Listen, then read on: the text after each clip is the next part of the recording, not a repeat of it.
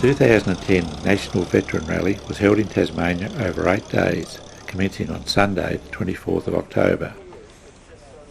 Over 100 cars entered this event, and many of them assembled at St Paul's Church of England Park in East Devonport, right next to the Spirit of Tasmania terminal, from which many of the entrants had just arrived overnight from Melbourne.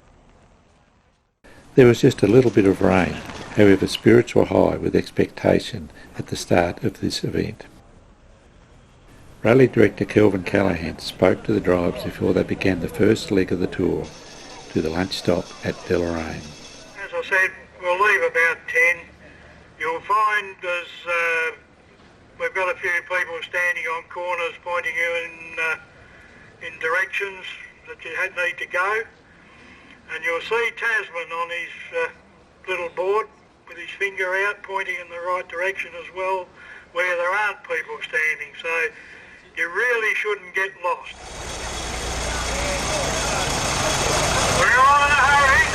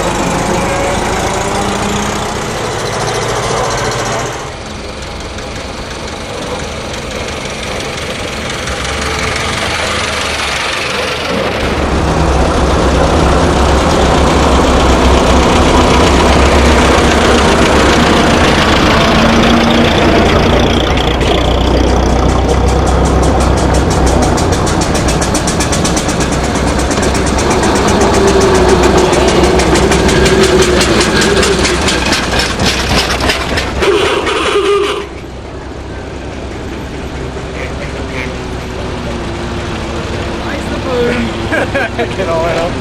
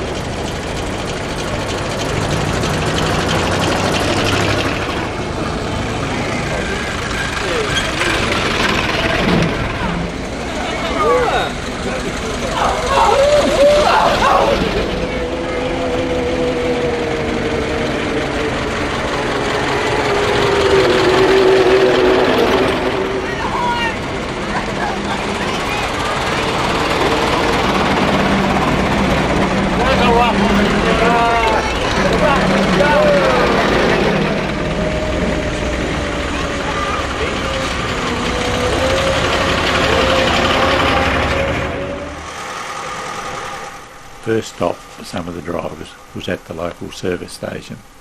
They may have been shocked at some of the fuel prices.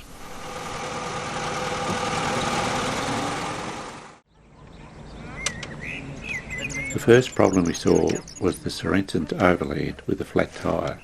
However, with assistance from other crews, it was soon back underway. Not gone under it.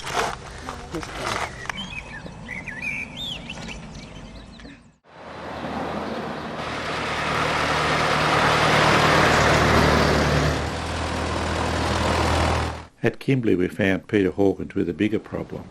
The back wheel had parted company. Peter's car was later picked up by the tail end pickup vehicle and was quickly repaired, ready for the next day.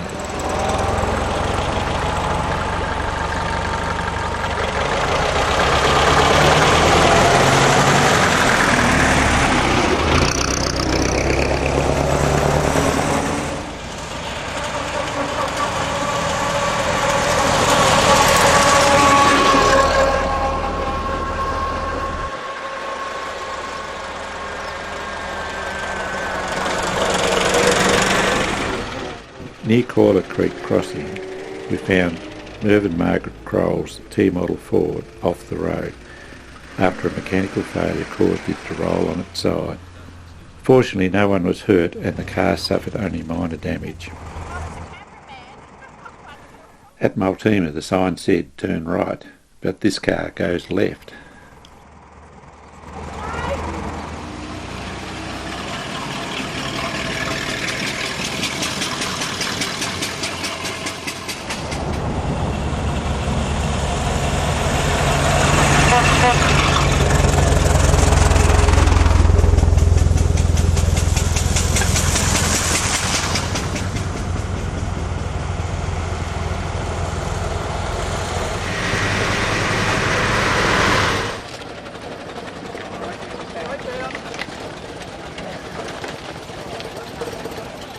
The lunch stop at Deloraine was at the Bowls Club.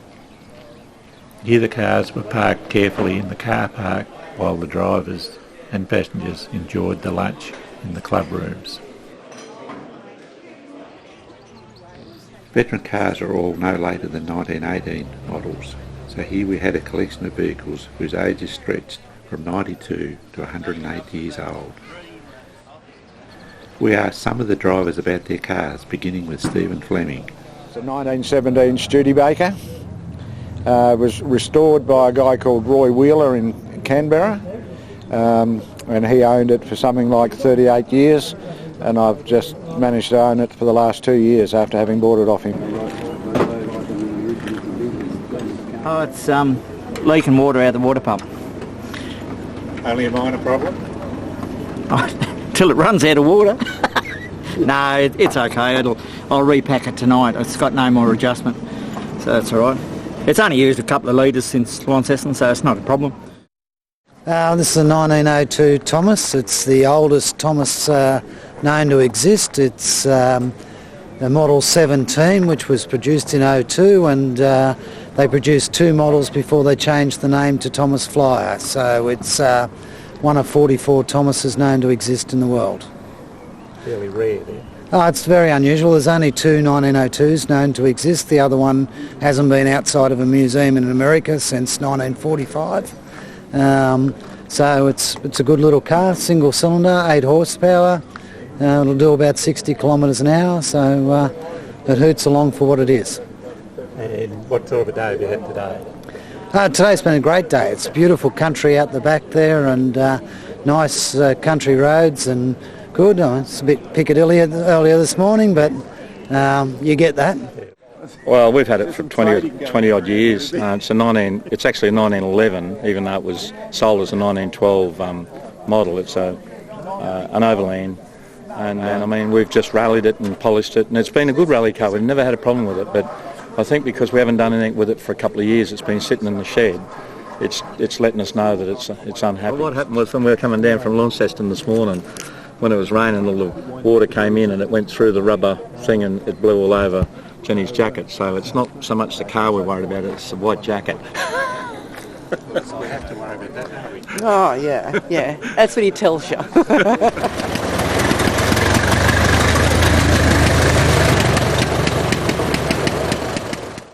Well, we've just had lunch, and I think various cars are starting up, and so we're just about to go through the process of starting our little De Dion, single-cylinder De Dion, to head off for the afternoon for Launceston. No, there's a set, as with most of these cars, there's a set procedure. If you follow the procedure, you normally do fairly well with tongue firmly in cheek, and the whole aim is to get a rattle and a bang and a shake out of it at the end of it. So that's what we'll attempt to do. The ignition is actually turned off, so I'll prime the carburettor first and then see how we go from there.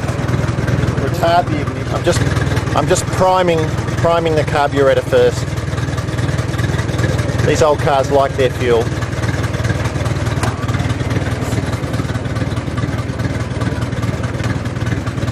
And I'll turn the ignition on. Don't you love an audience? No, you're right. You know what it's about.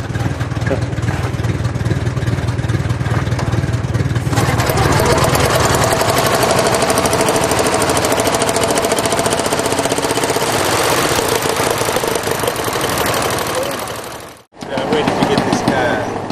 I imported it from Seattle about 2.5 years ago. It was an older restoration, very strong mechanically, and we toured with it for 18 months, and then we took it off the road for 12 months and gave it a facelift. As I say, mechanically she was pretty good, and we gave it a coat of paint, brought it back to bare metal and bare wood, and replaced bits of trim and all sorts of things, fixed up a couple of minor mechanical problems, but other than that it's just she just goes. So the hills are a tall ask for a little one-cylinder like this. I'm trying to keep up, but she's performing pretty well up to now.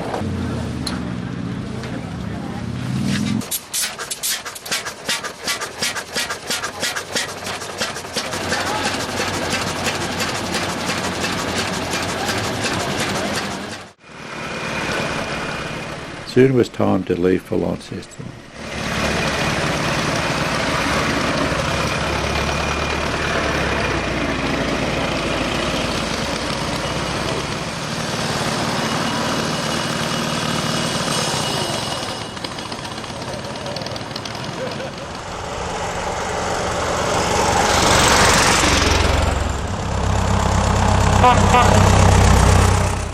The base for the rally was at Franklin House, Launceston. Franklin House was built in 1838 and is one of Tasmania's many heritage properties that are administered by the National Trust. Some of the entrants called in for a chat about the day's events and to sort out some minor problems.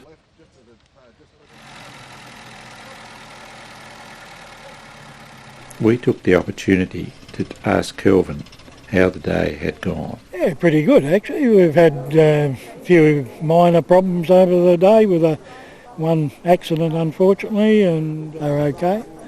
A couple of breakdowns, but overall, yeah, we've gone very well.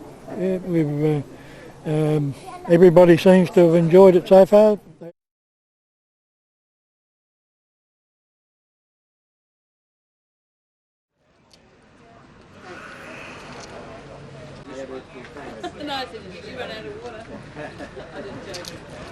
Rally entrants are arriving at Franklin House on this fine Monday morning to prepare for today's official launch. Rally packs were still being handed out. We caught up with a few of the motorbike riders. This is a 1912 Precision Australian-built motorcycle, a direct drive bike, single speed. I restored this about 2 years ago. It's done a few rallies since and been quite a good bike actually. And hopefully it'll go well today. The pedals are used mainly to start the bike. Sometimes, if it's running out of steam going up a hill, and you can give it a bit of a pedal and hopefully get up and over the top of the hill. And they are quite useful, really. Certainly better than not having any pedals at all. But it's great fun. It's terrific to ride. Really is good. This is a Chadle Lee. Nobody really knows the date of it. We think it's about 1907. It's the oldest V-twin Jap in going order in the world. It's automatic inlet valve. It's 720 cc's.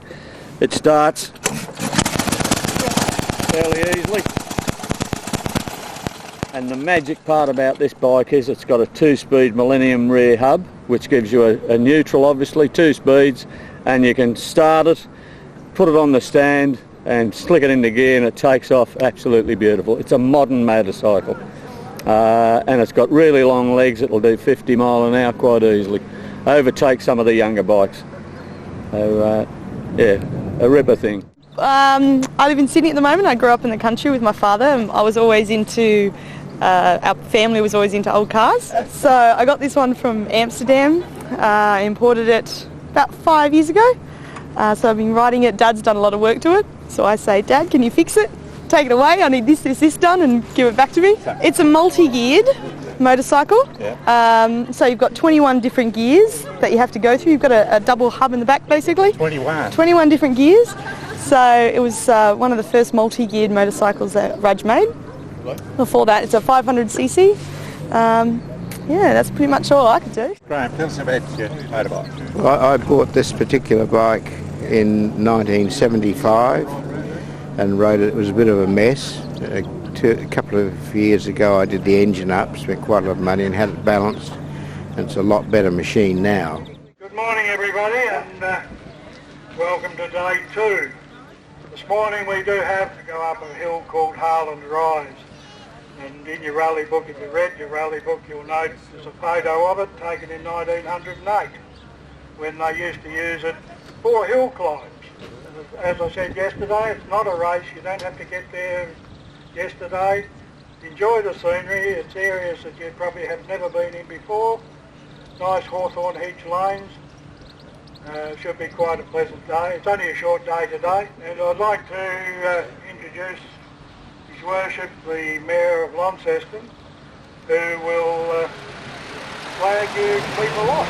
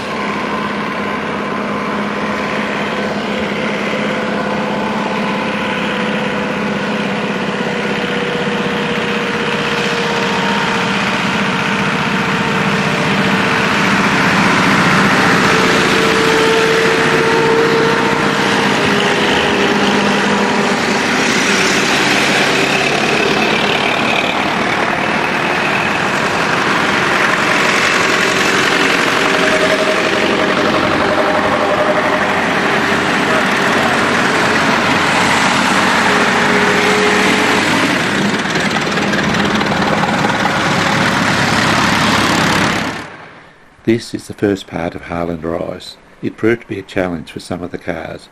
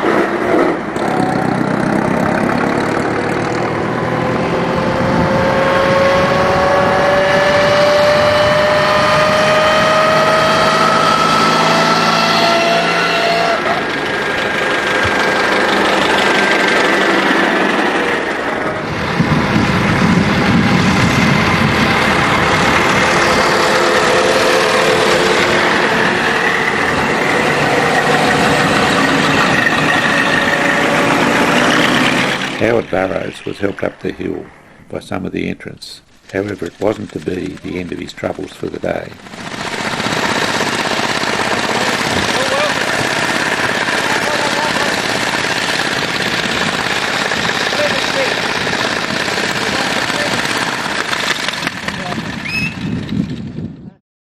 The pickup vehicles also helped some cars up the hill, and even the Tas Steam Alive crew were involved in towing some cars.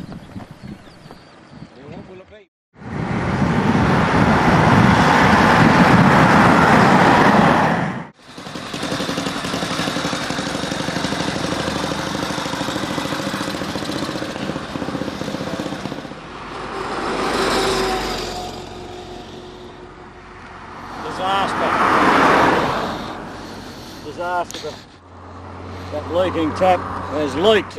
We found Howard Burrows stopped on the side of the road searching for a lost fuel tap. We gladly supplied a rubber bung that got him going again.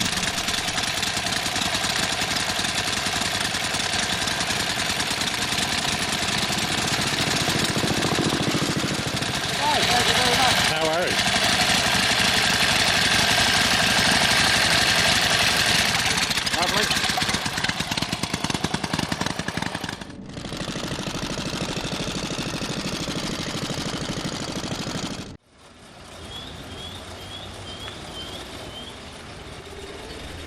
At Clarendon House, another National Trust property, the cars parked in the beautiful tree-lined grounds.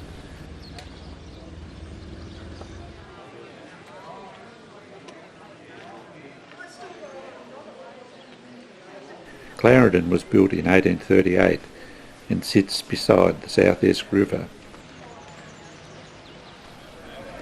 The entrants enjoyed their meal in the shaded gardens.